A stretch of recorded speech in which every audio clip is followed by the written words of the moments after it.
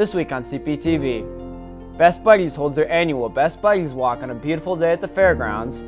Student Council raises over $9,000 during the Lurie Dance Marathon. And the softball team marks their 10th straight win with a perfect game pitched by Alexis Holloway.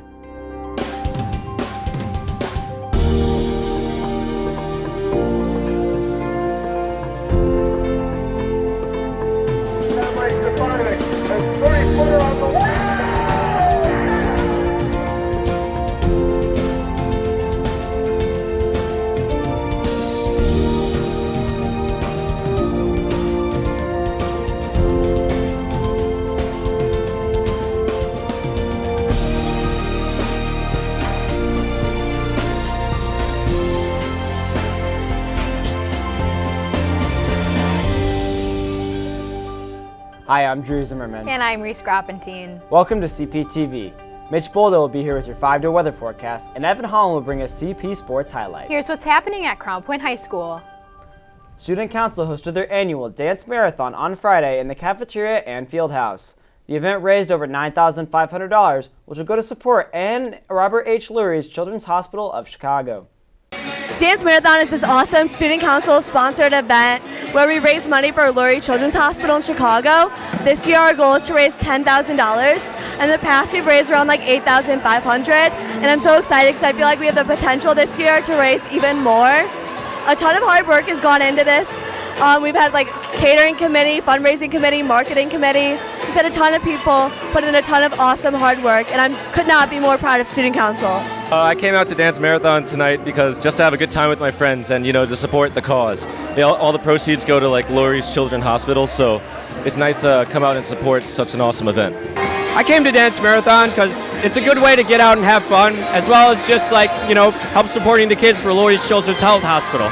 This past Wednesday, the Crown Point Community Foundation awarded many CPHS seniors with scholarships. This year's winners of the Dean White Scholarship to any Indiana school are Emma Smith and Zhejiang Yu. I'm very happy that I won this scholarship. I moved here in 6th grade and my parents moved here a long time ago. We have a restaurant in Strax. I work there every day and do my homework there and spend a bunch of my time in the restaurant.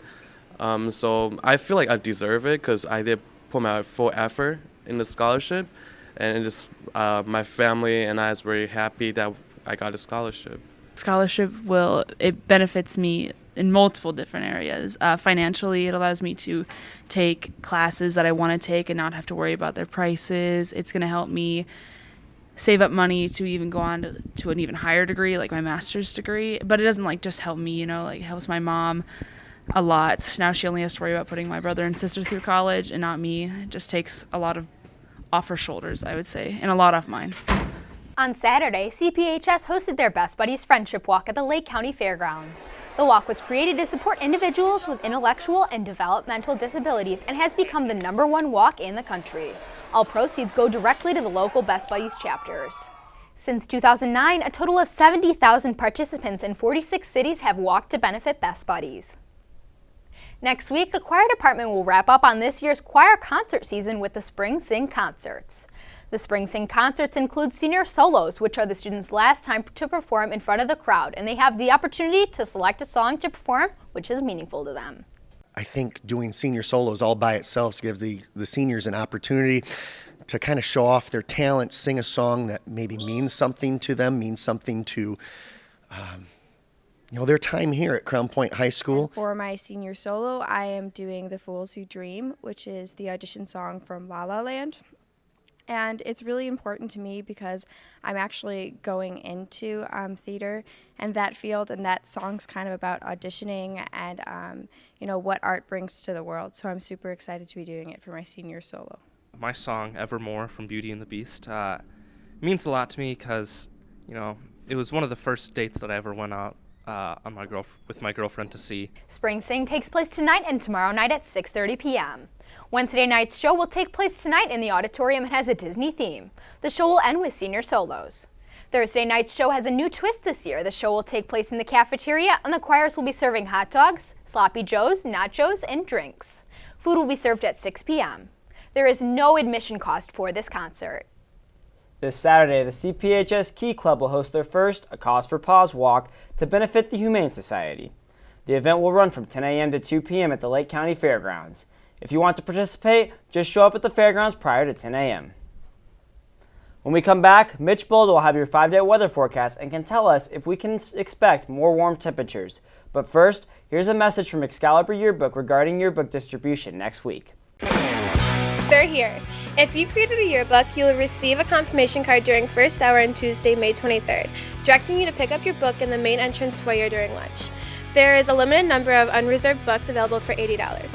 Also, to get a sneak peek of yearbook pictures, go to the CPHS website under News Excalibur Yearbook. Finally, warm 80-degree temperatures throughout the region yesterday. Here to tell us if the warm weather is here to stay is CPTV's Mitch Bolda. This past week, temps have finally been on the rise and we've jumped up into the 80s. We will see temps go back into the 60s later this week, but before we get to your long-range forecast, let's take a look at what you can expect for the rest of today. Around noon, temps will make their ways into the 80s with partly cloudy skies. The partly cloudy skies will persist through the afternoon hours, hitting the day's high of 83 right around 3 o'clock, and those temperatures will stay the same through the evening hours. Looking into our 5-day forecast, tomorrow will look nearly identical to today, with highs again in the mid-80s and mostly sunny skies. Friday, the mostly sunny skies will remain, but we will see temps drop into the 60s. Heading into our weekend, we will see storms on both Saturday and Sunday, with temps in the upper 70s on Saturday, and then temps right around 71 degrees for Sunday. When we come back for our final full week of the school year, we'll expect mostly sunny skies and a high near 70 degrees. And that's your 5-day forecast. Have a great rest of the week. Omar Ferrer and Jack Gardner discuss their opinions on the classic movie, The Breakfast Club, in a new segment called Comments on Classics. Hi, I'm Jack Gardner. And I'm Omar Ferrer. And today on Comments on Classics, we'll be talking about the cult hit The Breakfast Club. For those of you who don't know, The Breakfast Club, starring Molly Ringwald, Emilio Estevez, Judd Nelson, and more, is about a various group of teenagers all sentenced to spend one Saturday morning in detention. The gimmick of the movie was that every cliche character from a 1980s high school appear on screen, from a jock, popular girl, burnout, nerd, and basket case. Jack, what did you think of this movie? Surface level, what's not to like? However, it tries to kind of preach this message of not judging people based on their backgrounds and creeds, and to kind of break down these societal barriers. However, when you actually watch the movie, it contradicts itself in that the characters do the exact opposite of what they're preaching. Overall, I think the movie just pretty much lacks the emotional heart in which it claims to have. Omar, what do you think of this movie? The movie as a film just falls flat. Like you mentioned, it's mostly surface, like a sports car with no engine. These characters essentially have no arc and just end up realizing their wrongs and not improving upon it. Aside from my major issues with this movie, the soundtrack's really good, embodying the 80s feel, and the dialogue, much like all John Hughes movies, are clever and written mainly for teens. So, Omar, who would you recommend this movie to? Despite my mixed feelings towards the movie, I recommend this to just about anyone who is in high school, because although this is a totally dated movie, it will speak some truth to all high schoolers even 30-some years after its release. How about you? Despite my feelings on the movie, I think I'd recommend it to most people purely for entertainment value and not really to use it as a moral compass or gain any thematic meaning from it. So for CPTV, I'm Jack Gardner. And I'm Omar Ferrer. This has been Comments on Classics. As the weather warms up and the end of the school year approaches, spring sports teams are moving closer to postseason tournament action. Here with your CP Sports highlights is CPTV's Evan Holland.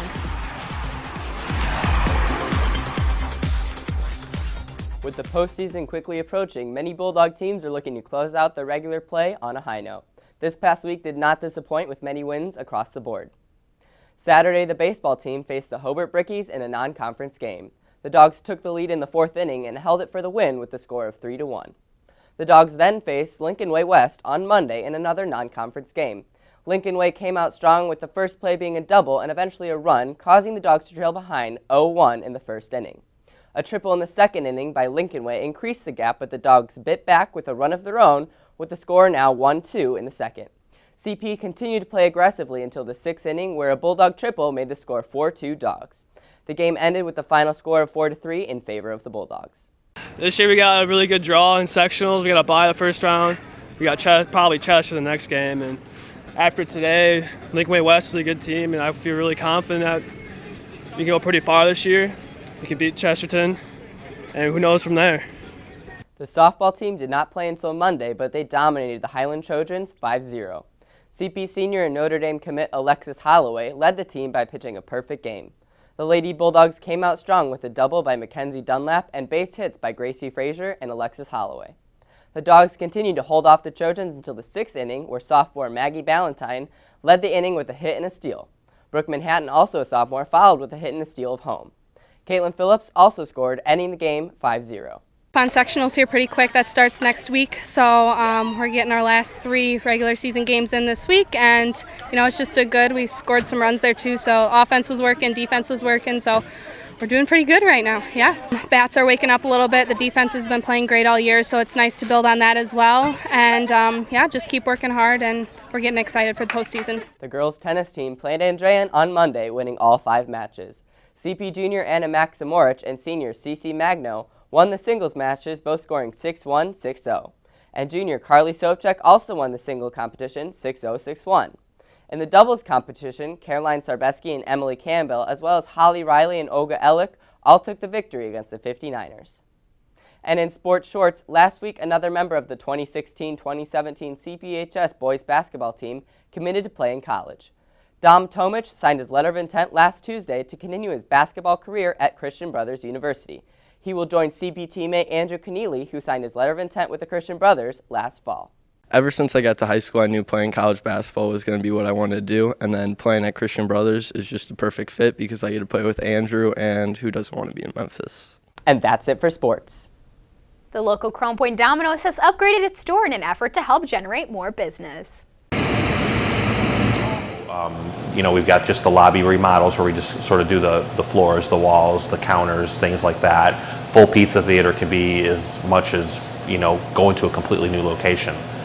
Putting in new ovens, new, refrigeration units, pretty much everything. Ceiling, air conditioning, upgrading, just 100% of everything. So the pizza theater is basically, before we had some barriers between us and the customer, there were some walls that divided us a little bit. You weren't able to 100% see how we were making pizzas or what we were doing. You could see some of it, but not real clear. Now we've got glass around our make lines and our counters and our kitchen. Basically the customer is almost in our kitchen. Get up on top of the stair and watch us doing the dough. And some of our pizza makers actually throw the dough in the air. So the kids like that. Because of the remodel, I think that we can, obviously build our customer base. And as we build our customer base, it just continues to build from there, because if they have a good experience and they have fun when they come into our stores, especially the kids, because we've also got a chalkboard wall where kids can draw on, and like I said, they can watch pizzas being made. We got the pinball machine. You can do indoor seating. So it's a better experience for the family overall. I think overall, Domino's is doing great. We're building a lot of stores. We're building almost, with international in the United States, we're up to 14,000 stores now. We've had a huge growth in the last 3 years. We're building almost 1,000 stores per year right now. It's a fun place to work. If people are out there, looking for that summer part-time job, definitely we'll have some of that coming up in the summer. We got some special events and community involvement that we would like to get involved with. Fundraisers, we love to give back to the community as much as we possibly can. We don't want to just take from the city. We want to give back as well. So if anybody out there has got fundraisers or anything that they would like help with, certainly contact us. We're always open to that kind of stuff.